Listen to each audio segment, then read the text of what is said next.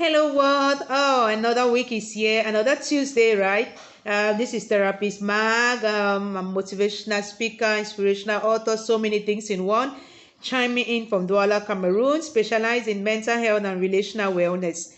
Okay, so today I want to talk about relationships and the well-being of our relationships, because I'm also at a turning point in my life, and I'm just happy, being able to take my decisions and take a lot of perspectives and take some actions. And I just thought to share this, I'm just from a workout. I sometimes love to do these videos after my workout. And when I'm working out, I'm also thinking a lot. And yeah, I'm making those decisions and I'm testing them, like findings of a research study. And then what works, and what doesn't work.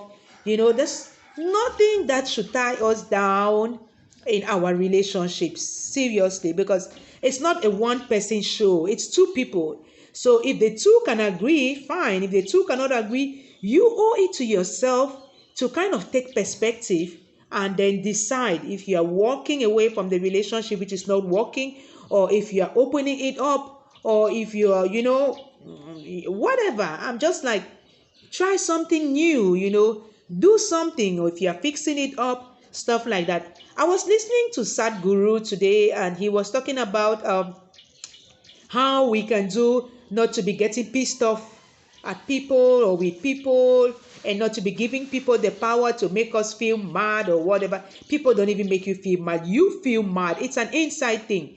So if you give people the permission to make you feel one way inside, then, well, you can decide not to get upset again. For example, when your partner doesn't show up, when they don't call when they said they will call, when they don't do what they said they will do, you can decide. And you can communicate that in a different way. Maybe you've been lashing, you've been shouting, you've been withholding sex, you've been doing this and that, and it's not working, and you are losing sleep. And you start getting depressed, you start getting anxious, you start getting bitter, you start getting really angry and nervous. You see how it's connected to your mental health. So what are you doing about it? The whole point is we can do something, and I can do something, and I'm doing something. I'm like, no, exclusivity is not working for me right now.